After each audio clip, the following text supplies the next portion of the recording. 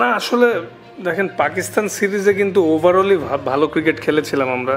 পাকিস্তানকে তাদের মাটিতে 2 টেস্টের সিরিজে ধবল ধলাই করে প্রত্যাশার পর্দা উঁচুতে নিয়ে গিয়েছিল বাংলাদেশ দল। ভারত সফর ঘিরেও তাই বাংলাদেশের ক্রিকেট প্রেমীরা অনেক বড় কিছুর আশা করতে শুরু করেন, কিন্তু তাদের এই আশায় চেন্নাই প্রথম টেস্টের দ্বিতীয় দিনে ভাটার টান লাগতে শুরু করেছে।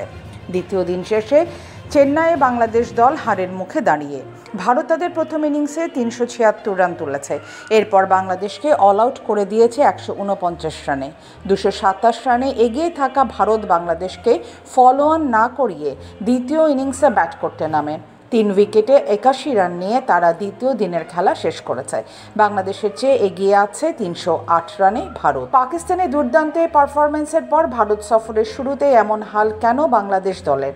এর একটা ব্যাখ্যা গতকাল পাকিস্তান সিরিজে কিন্তু ওভারঅলি ভালো ক্রিকেট খেলেছিলাম আমরা। করেছেন বাংলাদেশের pacer batting bowling overall bats হয়ে আমরা জিততে পারছিলাম। আসলে টেস্ট ক্রিকেটে এমন session by session batting bowling সবকিছুই অনেক ইম্পর্টেন্ট, কিন্তু আনফর্চুনেটলি এখানে আমরা যেহেতু একটু চ্যালেঞ্জিং কন্ডিশন এবং এসজি বলে ওরা আসলে এখানে ওরা একটু বাড়তি অ্যাডভান্টেজ পাচ্ছে, কারণ ছোট থেকেই ওরা একদম এসজি বল থেকে খেলে, ডোমেস্টিক খেলে এবং ওরা আমাদের থেকে একটু বেটার জানে how to use SG ball properly.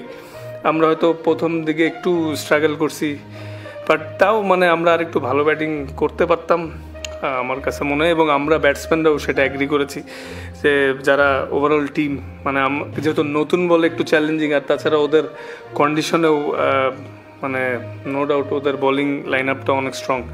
তো আমরা যদি নতুন বলটা একটু ভালো খেলতে পারতাম তাহলে মনে হয় আমাদের এতগুলো উইকেট যাইতো না, কারণ মিডিল অর্ডার বা লোয়ার অর্ডাররা যখন এসে নিউ বল খেলে তখন ডেফিনেটলি ওদের জন্য challenging. Overally as a team আমরা ব্যাটিংয়ে একটু খারাপ করে ফেলেছি।